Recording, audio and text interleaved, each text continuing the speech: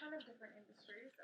I went from the hair industry to industrial construction, actually, at the end of my management career for managing other people's businesses. And that's when I realized that business is business is business. So I'm really good at business, regardless of what kind of business it is. And in the years where everyone was pressuring me to become a niche coach, just become a dentist coach, or just coach people who have horse stables, or just that's the way to go, that's the way to get big. I followed some of my biggest mentors, and I just stayed as a generalist. And I think that has served me really well, because when I'm in different industries, even though you might say to me, well, that just doesn't happen in my industry. Well, maybe it hasn't happened yet, but maybe it's because everybody in the industry thinks that doesn't happen in my industry. So I think I have a really unique perspective, being that I work in all of the different industries. As we go through, if you want to ask questions, you can totally put your hand up and interrupt me, or you can wait till the end and ask questions. I do have to ask, we're going to use this opportunity to get some professional photos from my site and some video. So is there anyone in here who does not want to be on video or photo?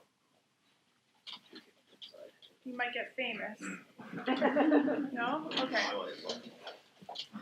And then, if we post photos or anything, our page is TMH Business Coaching. If we post a photo and you're like, actually, I don't like that, we'll take it down for you. Just let us know. So just the last two people who came in, I just want to make sure you guys are cool with it maybe being in the background of a picture or video. Yeah, thank you. Okay, let's get started. Okay, so leadership. I want you just to reflect on this for a minute. It might be a current boss. It might be somebody that you lead with. It might be somebody that you used to work for. But I really want you to take a minute, reflect on who you think the best leader you know is. And then why? What makes them a good leader?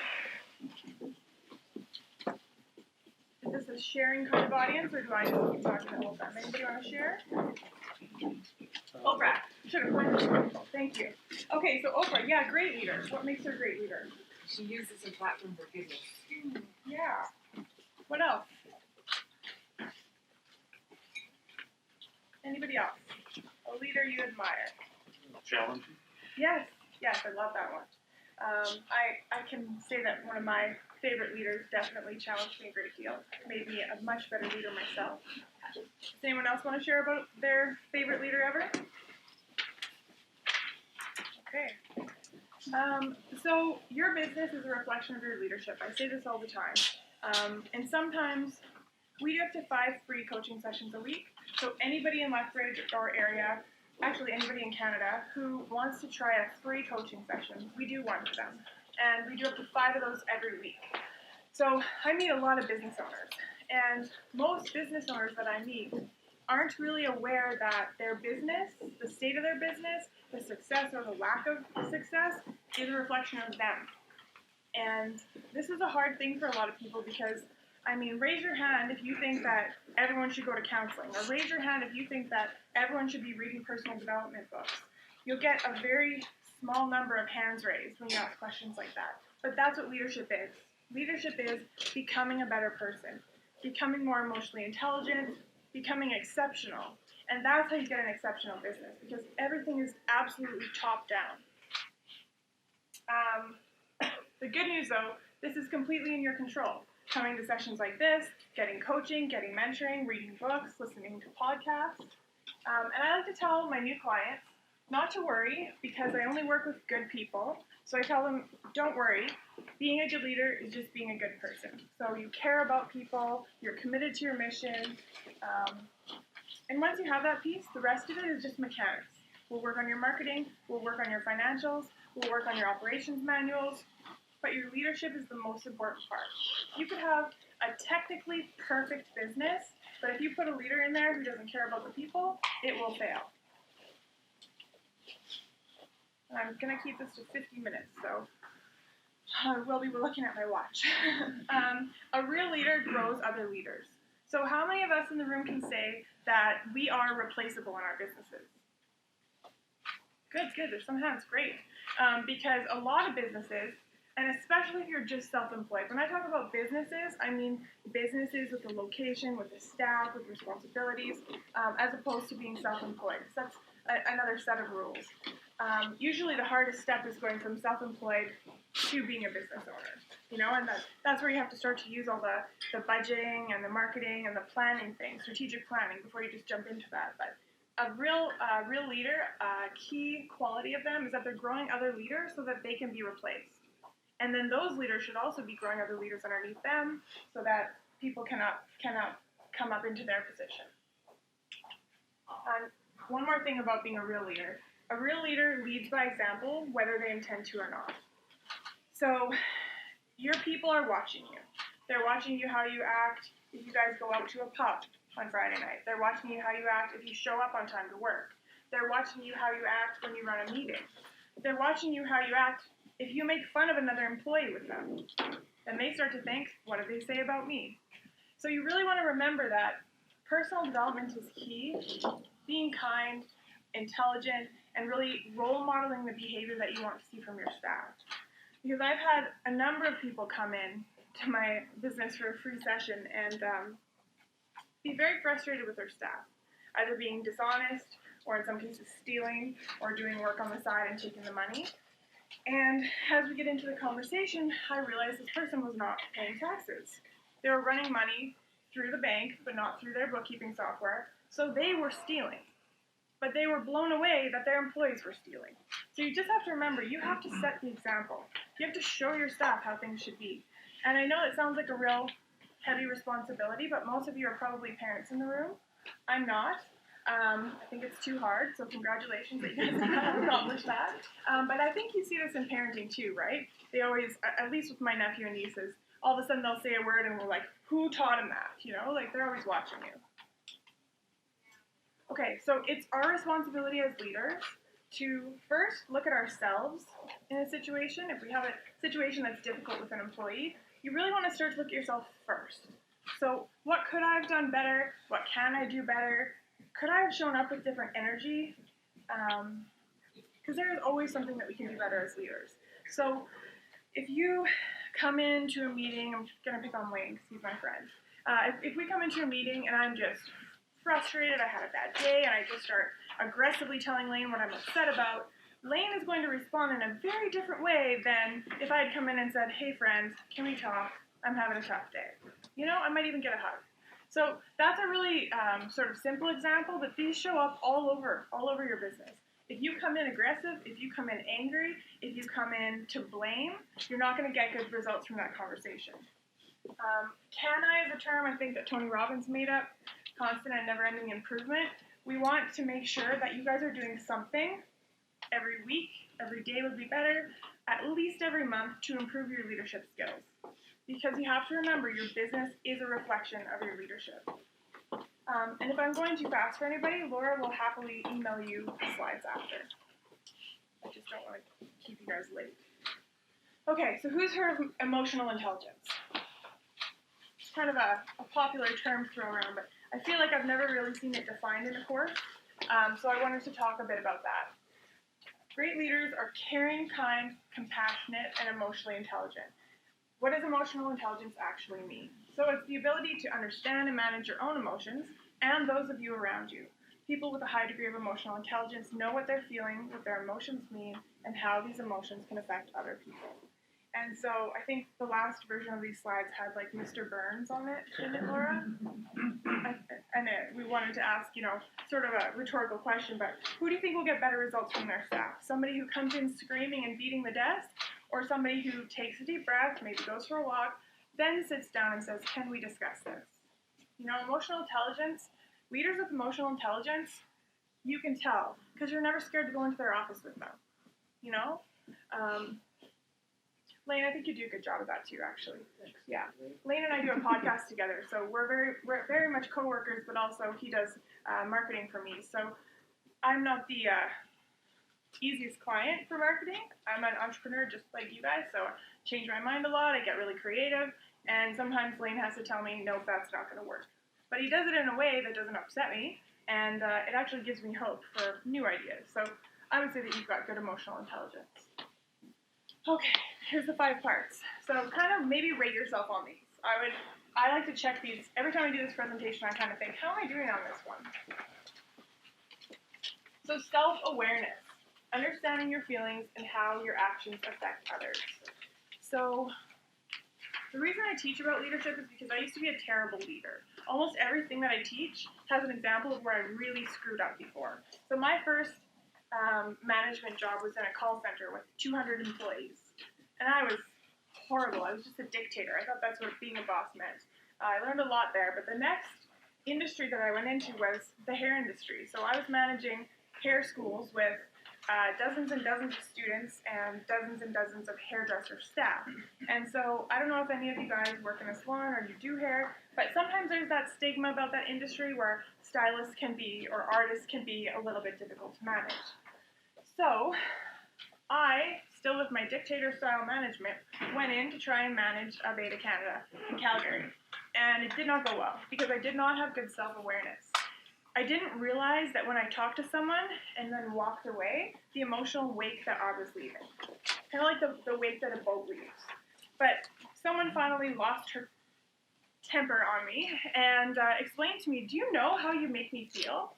You tell me to do something and then you just walk away. You don't even ask me if that's okay. You don't even, and she said, I hate you. She was very, very upset. And at first, of course, I'm like, she's crazy. But then second, I was like, no, she's right. I march around, I'm like, do this, get this done. And I never take a minute to turn around and just say, how does that land for you? Like, are you good with that? Before I walk away. So I like to really watch my emotional wake now. And this isn't just in business. It's in clubs or groups or teams or with your spouse, with your kids. I really, really like the term emotional wake. Just kind of look behind you and see how you left people. Self-regulation. So this is the ability to not lose your temper. That's basically what self-regulation is, in my opinion. So if you do get upset about something, which often we do because it's our business and it's a huge risk and we have a lot of money into it, and if an employee makes a mistake, we get mad sometimes, which usually comes from fear because we're fearful of something worse happening in our business. I just recommend taking a walk. I like to do a little kickboxing. It's like the best stress reliever ever. But do not talk to an employee about something that you're upset about in the heat of the moment. If you feel angry, if you feel tense, if you feel upset, just put it off until you can have a cool, calm, collected conversation. Because employees do not respond well to desk beating. They don't respond well to the old school construction mentality where they swore at you and yelled at you and used fear-based management. That doesn't work anymore. Especially the younger the kids, the less it works. Motivation. So you guys know what motivation is. Do you have passion and drive to work towards your goal? Or are you coming in and you're kind of like, just another day in the office. I guess it's okay. Oh, yeah, we got some customers. You have to really be, there's a quote by, I always butcher quotes, Ralph Waldo Emerson, I think, that nothing great was ever achieved without enthusiasm. You will not have a motivated staff if you don't have a motivated leader. So, this means you need to set intention before you walk into rooms. You need to, before you have a meeting with your staff, get yourself pumped up. Think about how excited you are about the goals you're going to achieve. But this is your job. This is an inside job. There are some Tony Robbins YouTube videos that I could send you that I think actually would help you get motivated. But for the most part, this is just you getting excited about the future, about what you're creating together. Empathy. This one I struggled with because I told you I wasn't a parent, right? And I used to run hair schools with up to 48 women working for me at one time, and they had kids. And they needed to leave because they were pregnant, then they needed to leave because they had a baby at home, then they needed to leave because their kids were sick, and I could not connect with that. I had so much trouble because I wasn't a mother. I was lacking empathy, and that really hurt me as a leader. I was very ineffective in those situations. So luckily, most of my best friends and some of my colleagues all have kids, and I've learned over the years how important it is for you to be home with your kid when they're sick, and all these other ways that we can cover that. So I did not have empathy in that situation, but a situation where you would have empathy. Does anybody want to do an example? Like maybe tell me sometime an employee did something where you showed empathy. I have one client who has an employee with panic attacks. And so, especially if you don't have panic attacks or anxiety, those can be pretty hard to understand too. What they were able to do is have her sit alone in an office and just chill out. They asked her what she needed. They let her have the rest of the day off with pay. They followed up and recommended that she get the help that she needs. And I would say that that's empathy. Mental illness nowadays is quite prevalent in the workplace, so it's a very good idea to always try to be empathetic. Just lead with that. I have an example of the empathy piece, actually. One of the best leaders I ever had. It was one of my first jobs, professional jobs. I went to work and I had found out that one of my close friends had attempted suicide. And this manager knew that something was going on with him and pulled me into her office, and I broke down. Like, it was a really difficult thing. And I'll never forget the way she just leaned across, grabbed my hand, and said, "It's gonna be okay." And she understood that more than anything else. Like, she was there for me on an emotional level, and we didn't talk about anything else, the work side, the anything. She was there to support me emotionally. That's awesome. Yeah, that's a great example. Thank you. Okay, and the fifth part is social skills. So the ability to build and manage relationships. So do you have friendships in your life? Do you have good friendships in your life? Are you able to build good, healthy relationships with the people that you work with? Need a drink of water. The more that you guys work on all 5 of these areas, the better the leader you'll be. But it's not like pick 1 or 2 of them, you should do them all. Okay. Okay. I did not do the B slide. Tara did, right, Laura? She thinks this is cute. Be authentic. Be relatable. I gotta get a laugh out of you sometime. So, how to be the best leader. These are some of the qualities that I've seen over the years. I guess it has been 19 years managing businesses now. So, that makes me feel old. But I'm not old. But yeah, I've been doing this a long time. So, being authentic. So, and as we go through these, you're gonna notice if you're not a happy person, if you're not a self-aware person, if you haven't done some work on yourself, counseling, read personal development books, these are going to feel kind of icky or scary to you. And no offense, but mostly to the men. When I try to coach my male clients, I can just picture them right now. Be authentic and vulnerable, like be wimpy, they would say, like be a wuss. No, that's not what I mean. So let's start with authentic. I guess a good example of authentic with me is, if I sit down and I have a meeting with someone who wants help with their business, and I don't want to tell them what the problem is, but I tell them anyways. You can tell the truth without being mean or without being hurtful. Just be authentic. And the way that you would frame that? I don't want to hurt your feelings. This is going to be a tough thing to hear, but honestly, after looking at your numbers and getting your employee feedback, you have some work to do on you. So being authentic, how some people say, I'm just blunt. I'm just blunt. They actually just use that to be mean. We're not talking about being mean. Never being mean. In fact, rule number 1 of leadership, don't ever be mean. There's no reason to be mean. So be yourself, because if you're not being yourself, it's actually quite hard work. So just be authentic. Be relatable. So give me an example. Maybe, Lane, you can do this because I know you and your team. What's an example of a situation where you know that your staff feel like you can relate to them and they can relate to you? Well, I told you I would.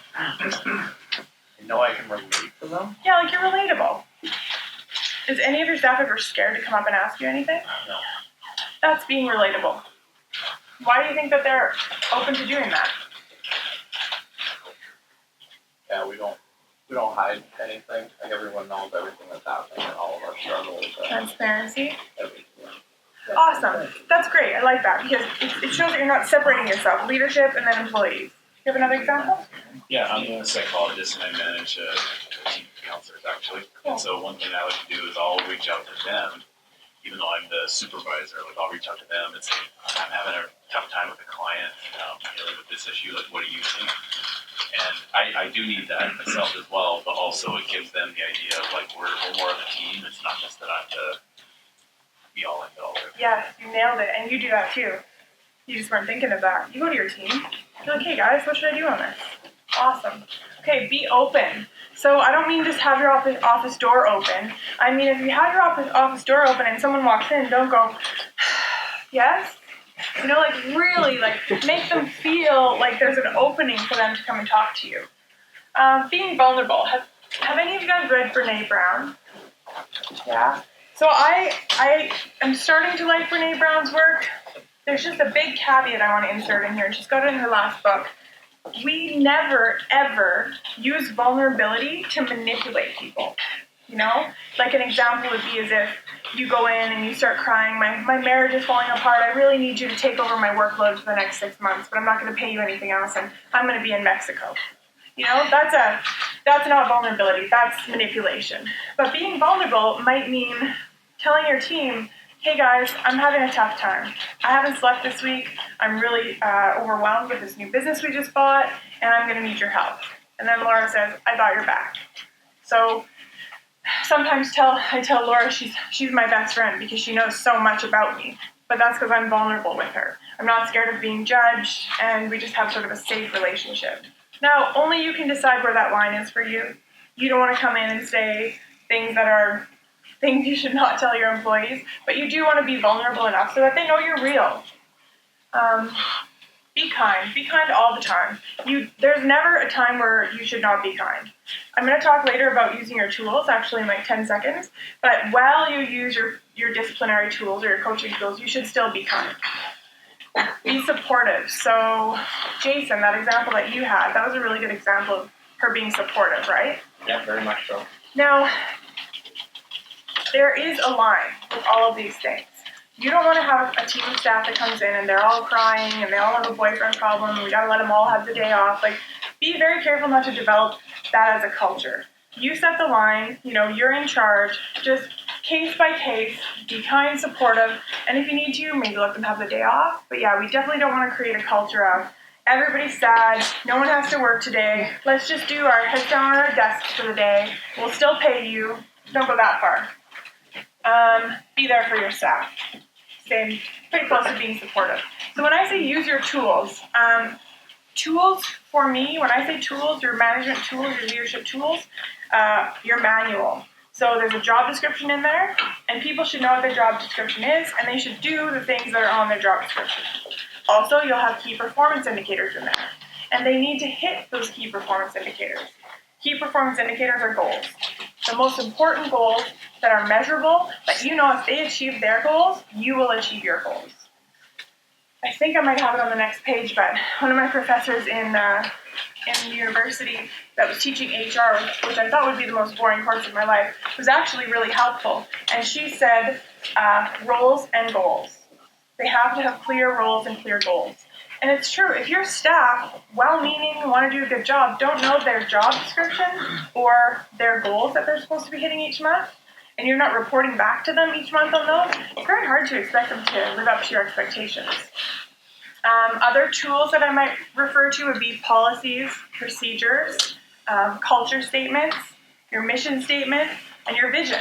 So if you share this all with your team, they know your mission statement, they know your vision, they know your culture statements, which are the rules for the way we do things around here. They know your policies, they know your procedures, they know their job description. It becomes very easy to sit down with Lane and say, Lane, let's review the culture statements together. Do you remember these? You signed these when you started. One of them says, don't be mean to your fellow employees. You were mean. Let's talk about this. You know, but still be kind. There's no reason that you have to get mad. Getting mad doesn't work, but using your tools works. So just having those tools in place is going to be a really, really big part of your success as a leader. You are the kind, caring, supportive person that you are all the time. Not on and then off when you're mad. Do you know what I mean? Does that make sense? I don't know if I'm getting that across right. I had this one client I worked with. He was like the nicest guy. And he had a big team, and he would get really nervous about having disciplinary conversations. So we would try to practice the conversations together. And we realized that every time he went into a disciplinary conversation, he was like clenched up, he was like angry, and he came across like mean. And this is the nicest man I've ever met. And I started laughing at him because I'm like, why are you acting like that? Why are you getting so upset? And he just said, well, I feel like that's how you have to make sure they know. And I'm like, no, you're destroying your relationship, you're destroying your trust, you're making them perform way worse. So then he went in and started having conversations with his team where he's like, hey, sorry, that really sucked the last time I talked to you. You know, I was nervous because I was trying to be somebody I wasn't, so I'm going to be kind about this, and I'm going to write you up. You know? And here's why. We're going to talk about it. It's the tools that are the bad guy, not the leader. Okay, so if you can't write fast, or are these on your, did you guys get these in your handout? No. But if you want to give Laura your email at the end, we can send you the slides. So don't compromise your values ever. I like to put actionable tips because I feel like a lot of people come to seminars or courses and they kind of feel like, oh yeah, heard some theory, heard some ideas, but there's nothing really actionable that we can just take and put in place. So I like to do actionable tips. So number one is don't compromise your values ever. Because someone's probably watching in the first place, but just don't compromise your values because when you do that, you chip away at your own self-worth. Every time you do something that you don't think is right, you feel worse about yourself and you become a worse leader. Hold yourself accountable. So always look to yourself first. Don't blame others if you can start with your own responsibility in a situation. So this one I do want to take an example, please. So who's got a situation where they have to talk to a staff member about something they're doing that's not good?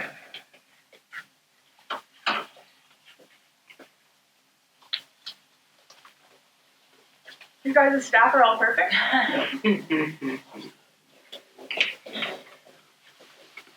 Okay, I could give a past example.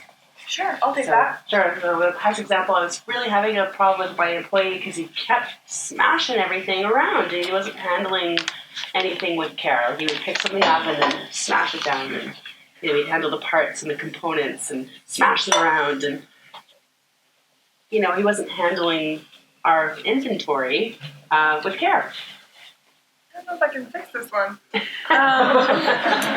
so how long did that go on for? Like 3 months. Okay, I can fix this one. So, look at these drawings, by the way. They're amazing. Yeah, we had that when we started. Those are Mike Cromwell out of Calgary. They're all businesses that just represented entrepreneurship in Southern Alberta. Awesome. So this guy's smashing around inventory for 3 months, breaking stuff, Yeah, a little bit. wasting stuff. Yeah. So I always like to tell my clients the secret to having a productive, challenging conversation with an employee is to start with sorry. And I wrote an email about this a few months ago, and I had one guy respond to me, and he's like, nope, I understand why everyone else would be able to do this, but I'm not wrong, and I'm not apologizing. And I'm like, okay, that's your decision, whatever. But my recommendation is always start with sorry. If your employee is doing something, especially for 3 months, there's something you can apologize for. And when you apologize for your part, their defenses come crashing down, and then we can have a normal conversation, and then they usually end up apologizing too. So I would say, what's his name? Clay. Clay, I am so sorry that it took me 3 months to have this conversation with you. You know, I should have had it the first time you smashed my stuff. And he'll be like, oh, okay, well, it's okay. Right? And then you're like, talk about what are we going to do going forward, da-da-da-da. Hopefully he apologizes too. And then hopefully you guys can come up with a plan. But sometimes people just need to be fired. Like, seriously, and that's my last resort always. I hate firing people, but honestly, if you guys do everything in here that we're talking about, you have clear roles and goals, you have clear policies and procedures, and you're being kind and supportive, sometimes people just need to get fired.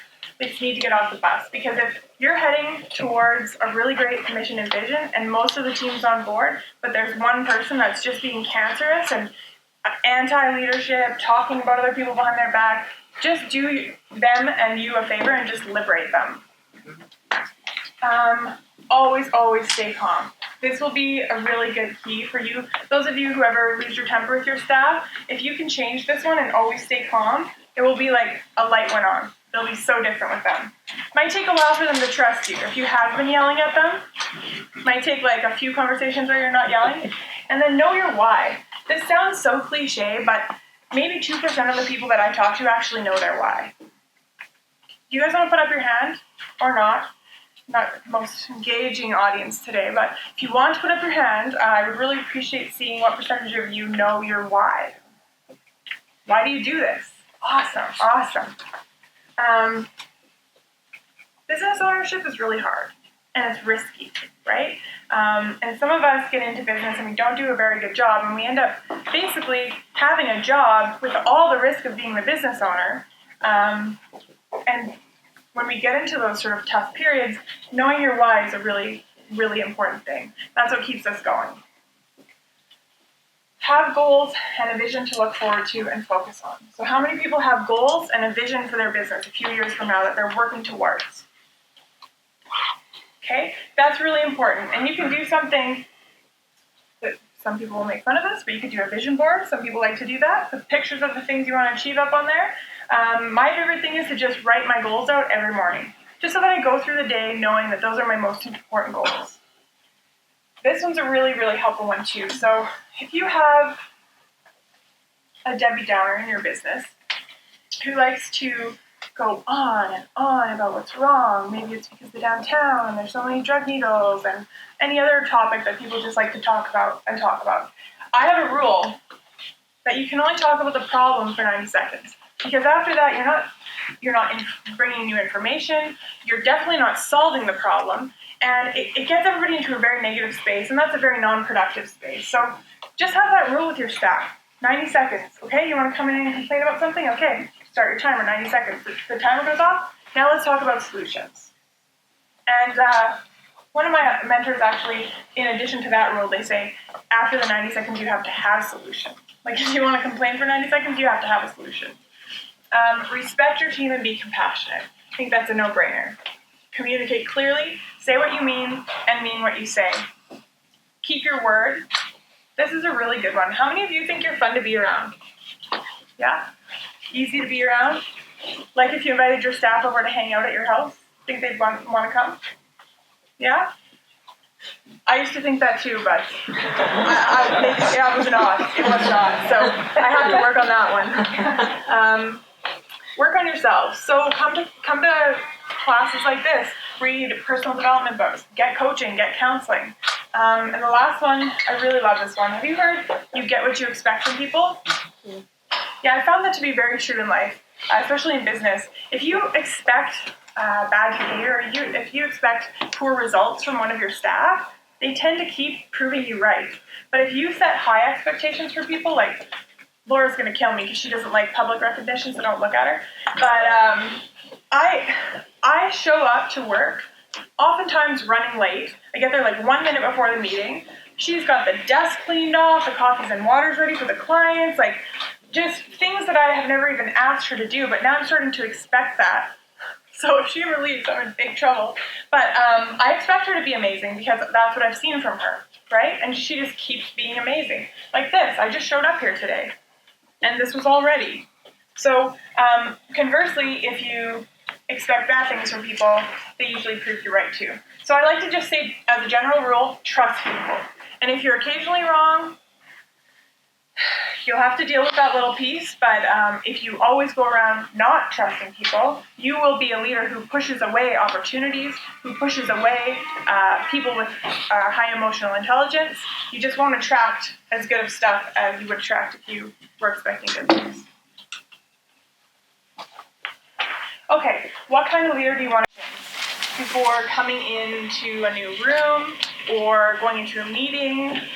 Or even when you get home, in the car, before you go into the house. You know, like sometimes you come home and you've had a bad day. If you take 10 seconds of the car to just say, who am I going to be when I go in there?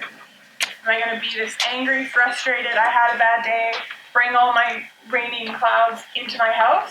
Or am I going to be happy that I'm home, get to relax, see my puppies, see my husband? And you decide that, then you walk in, and you have a much better welcome home, or a much better result in the meeting. Can anybody tell me honestly that they're currently doing this? Awesome. Awesome. Yes, because most of us, right, we just get in the car, drive to the place, get out, get into the place, do the talk thing, da-da-da-da, go in here, da-da-da-da, and we never really stop to say, who am I going to be in this meeting? Or who am I going to be to this person? Or who am I going to be for this person? On the way to a funeral, this is a really good, you'll really get this. On the way to a funeral, who are you going to be for those people who are at the funeral, who are left there without the one who's passed away? Problem solving. So, with problem solving, I already said 90 seconds or less on the problem. That's a big important rule for me. Also, face the challenge head on. A lot of business owners that come to me, they're like not doing very well financially, but they don't want to show me their numbers. They don't want to look at their numbers. They don't know what their numbers are. That is a huge problem. So I have a lot of people who sort of stick their head in the sand about financials, and when I pull their head back up and we look at their numbers, every month over the last few years, we can start to find patterns. We can start to find, more intelligent places to put our money, more intelligent ways to use our money. If you're just trying to avoid the problem, especially if it's cash flow, it will only get worse. So face it head on. If you need some help, face it head on with your banker, face it head on with a coach or a consultant. And know that every time you go into a problem, you're going to come out better. And it might suck really bad during the problem or during the mess that you're trying to swim through, but you will be better for it. More experienced, more intelligent the next time this comes up. Because problem solving is really an opportunity for growth. So, another thing, honest and transparent communication. So you really need to set the example for anyone who's involved in the conversations about challenges or problems. You want them to know we're all here together, we're all going to share, we're all going to be transparent. You don't want to have, let's say a group of 10 of you, and you're in there to brainstorm a solution, but the boss is holding back some secrets. You want to be totally put it all on the table, transparent, here's the situation, let's get solving.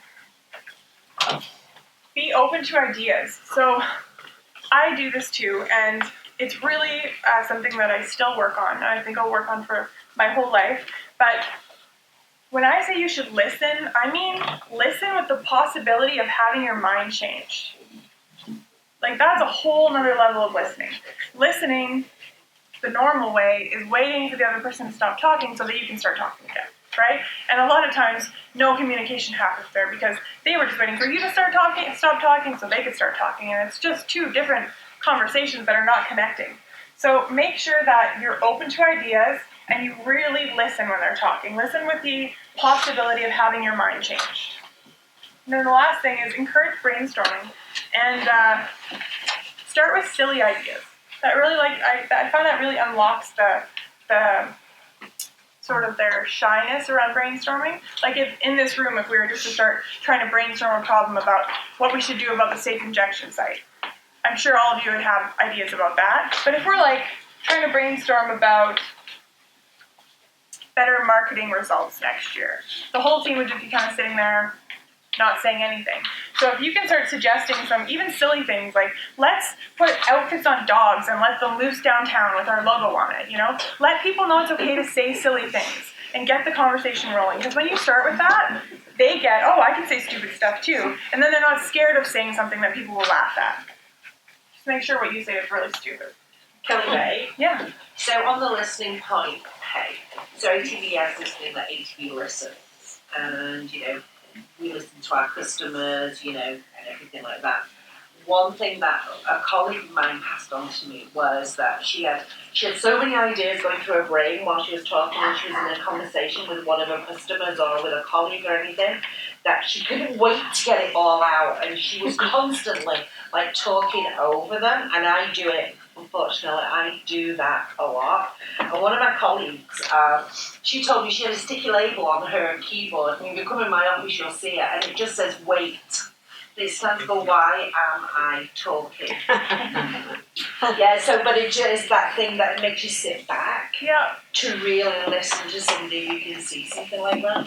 I have that affliction as well. So what I like to do is always have a notebook. No way. And I just, you're talking and I'm trying to listen, but I can't because my head is full of information. I just jot down a short form of I'll get to it later. And then that usually clears my head. Or I just try to focus really hard on one certain spot on your face. And then the listening comes back. Yeah, it's hard. It's not, I'm not trying to be funny. It's hard to listen. That's why this is going to make you an exceptional leader, right? If you wanted to be just a mediocre leader, don't do any of this stuff. I bet there's some great leaders in the room. So has anybody ever been to international airports where they have a smiley face, a flat line, and then a sad face? I was in Amsterdam last year at a business conference, and the faces were so dirty that I didn't want to touch the dirty face. I thought it was pretty funny, so I like having those on here for feedback. So it's important to get feedback from your team and your clients, and many of us never ask for feedback. They don't realize just how important it is. For me, I think sometimes I don't ask for feedback because I'm scared of what they're going to say and it's going to hurt my feelings. But I've gotten over that. Constantly ask for feedback in order to improve yourself. So in person, through email, or you can have a third party do it, or you can send quizzes, you can use Google Forms, you can use SurveyMonkey. I recommend getting a very short feedback survey from everybody after every transaction with your company. Because you want to know how their experience was. You want to know, on a scale of 1 to 10, how likely are they to recommend you to other people? That's the most important question. What else did I want to say about here? Oh, we're going to get more to the team here in a second. I think I might have accidentally switched the order of these slides, so I'm just going to go back a little bit here. Challenging conversation. So we already talked about starting with sorry, but that's not enough. So having a challenging conversation. If you have to sit with an employee and we have to maybe have a tough conversation about if this doesn't get better or if this doesn't stop or change, you're not going to be with us much longer. Like, that's a tough conversation you don't want to have, right? So I always would start with sorry. Again, I'm sorry it took me this long to have this conversation, or I'm sorry that I didn't clearly explain how serious this issue was in the past. Or I'm sorry that your job description sucks and I wrote it. It should have been better. It should have been more self-explanatory. Or I'm sorry that you didn't understand how important your KPIs are. Any of those. And you have to genuinely be sorry for something. You have to find that to make the challenging conversation work. Trust me on this one, people like to skip this step, but it is like a magic wall coming down. Then ask questions and remember how to listen. So when we go into a meeting, especially like a disciplinary conversation, we're prepared, we know what we're going to do, and if he talks back, I'm just going to fire him, and it's just this whole set of, like half a conversation, but you haven't factored in what they're going to tell you. So many times if you ask good questions and you really listen, you find out that there's something that you had no idea about, that it's a barrier for them, that you can get rid of for them, and they become a great employee. So really, go into these conversations not only open to, but hoping to have your mind changed. Because firing people is the worst. The absolute worst. I never want to do it. I hate doing it. I hate when my clients have to do it. And side note, if you do find yourself firing people, I would go 20 steps back to your hiring process and really work on that. Because it would be much better to be way more picky about hiring than having to fire people. It's just soul crushing. Solve it together. So get yourself on the same page. Say, we both want the same outcome. That we don't have to get there the exact same way, but we both want the same outcome, you know? Over there, far off in the distance after our conversation is you happily doing a good job. So how are we going to get there? And just remember that. Focus on the outcome, not the method, because they might have a different idea of how they're going to achieve that, and you might be like, no, that's not the way we do it. But their way might be better. So as long as you get the outcome that you want, be open-minded. Okay, this is one of my favorite. I would write this everywhere. Questions are your superpower. So if staff come up with the idea themselves, or they're involved in creating a new rule, then they're so much more bought into it and so much more excited about it than if you were to just say, I had a brilliant idea, go and do it. But if I was to say, Lane, what brilliant idea can you come up with that will have it so the shop is completely clean in the morning when I get here? And he might say, well, I could sweep and clean before I leave at night. And I'd be like, brilliant, thank you, good idea. And then Lane has no problem doing that. This works on everything, on every time. People really like to be involved. They like to create things. So when you're coming up with policies and procedures, when you're trying to problem solve, get staff involved. And instead of telling them what to do, ask them what they think would be a good way to do it. And then when you are asking your staff questions, make sure that you're asking positive and constructive questions. My dad is kind of old school. He's mean. When we screwed up, he's very one example is I rolled off my dirt bike in the mountains, broke my wrist, and the dirt bike was on top of me. And he would not take it off of me until he asked, what did you learn? So this always makes me think of my dad. So don't ask, why would you do that? Or, like questions that are just questions to make them feel wrong. Don't do that. It doesn't work. It just makes them cry. Ask questions like, what could we do next time? Or how do you think we could have done better? Okay? My poor dad, I tell everybody about that. Okay, these are the best questions to ask your staff. On a scale of 1 to 10, 10 being the happiest, how happy are you at work? A very low percentage of employees are happy at work. It's quite scary. What would make you more happy at work? And let them say nothing's off limits. If you want to write beer or bring my dog or whatever, write it down. We'll talk about it. I like this question a lot because usually a lot of employees will say, yeah, I'm 7 out of 10, I'm fairly happy, but then they quit. And you're like, what the heck? I thought we had a 7 out of 10 relationship. If we don't know what would make them quit, we have a hard time retaining people. So if somebody says, well, I need to be making $100,000 in the next year, put that plan into place. See how we can make the company more money and get them that money. What stresses you out at work? There might be some things going on for your staff that you have no idea that you could easily fix or take away for them. And what do you think leadership could do differently? So, actually, Laura, I'm going to ask you this one later today. But it's very obvious for our team to see things that we don't. Like maybe if you were a little more organized about this, or maybe if, you did this instead of me, it wouldn't take as long.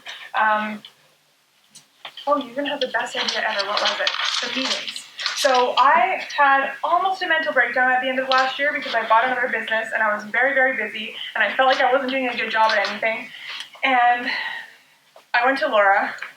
She's not a counselor, she's just a friend of mine. And I just said, what can we do about this? Like, how can I be less stressed during the day? Because I still want to accomplish all these things. And she said, well, you have 90-minute meetings with your clients, but they always stay for like 2.5 hours. And then you don't get to eat lunch, and then your next meeting's there. So that would be kind of stressful for me, so maybe you should end your meetings on time. And I'm like, wow, that's a great idea, and at first I thought my clients might be annoyed if I was kicking them out when I was supposed to kick them out, but a lot of them said, thank you for keeping track of the time, because I was always late for my next appointment before, because you kept me late, so I didn't know that I was running late. So it turned out to be a really good thing. What could leadership do to support you more? That's a good question, because they'll tell you where they're not feeling supported, and then you can usually solve that and keep them, retain them, and have them be happier. And really great question. What could we do to make our customers happier? All of your employees who are working with clients have a much better idea of what we could do than we do when we're at the top. How many of you in the room work directly with clients? Awesome. And then maybe asking yourself this question and comparing it to your employee answer, because I think that sometimes they have some really cool insights that we can't see as the owners. Okay, questions to ask your best clients. So if any of you guys are interested, you can get a card from Laura and email me, but we have a full survey that I love to do with your ideal clients. So take the top 10% of your ideal clients and survey them. These are just a few of the questions, but the point of this is to find out where they are on social media, what kind of media they consume, what are the key words about why they choose us, one thing they maybe wish that we did better or differently, anything that we have done wrong, we want feedback on that. And we want to know what their hobbies or interests are, because you know what? When we look at these surveys, let's say we get 100 back. We look at 100 surveys and we look at their occupation, their hobbies, where they live. And one example comes to mind from a few years ago. 80% of the 100 people lived on farms within a certain area of a Lethbridge. They were business owners, they were farmers. They all went to church, Christian church, and all of their kids played hockey. And they were all on Facebook. And the thing they loved about us was our responsiveness and our professionalism. So now we know what to say, and we know where to say it, just by surveying our top clients. Does that make sense? Scratching head, not a question? Okay. What does success look like for you? That's another great question, because if we can sell them a product or service that creates that success, then that's a really good message for them to connect with. And of course, we want to know, Do they notice ads on billboards? Do they listen to the radio, etc.? And we'll ask them follow-up questions. Do you remember the last ad that you heard and what it was for? Because a lot of times, even if they say they heard about you on the radio, they don't know what company it was or what it was about. Like, have you guys seen that dog commercial? So it's a beer commercial. It's like a really cute puppy, and then it like escapes, and then it comes home, and everyone's like, "Oh, I love this," but I can never remember the beer. Which beer? Okay. So like, was it worth the money? I don't know. Okay. That same HR. Excuse me. Yeah. Before you go on to that, so those surveys I think are always a really good idea, and we've tried them many times, but nobody responds back, or nobody wants to fill them out, or no. So what have you found is the best way to connect and get those answers? Yeah, great question. What kind of business do you have? Construction. Well, we building supply store. Building supply store. So your customers are building construction Trades. companies? Yeah. And who are the decision makers? Like, who chooses where to get the supplies from? Is it the people who usually business don't owner? come into the store? Yeah, the owners. The most owner? of the times, yeah. Okay. So yeah, it's really different. You got to know your customers. There's a lot of different things you can do. I have one retail store in town that sends an email. They have 5,000 people on their email list, and they send out a voucher with it.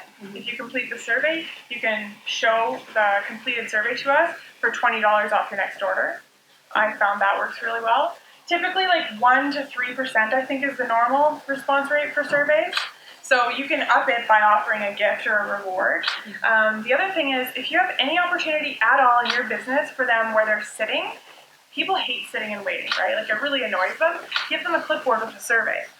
Because then they're like, oh, and everyone loves surveys. You remember when you were teenagers and you found out about surveys and it told you what kind of kisser you were going to be or those things? I know you all read those.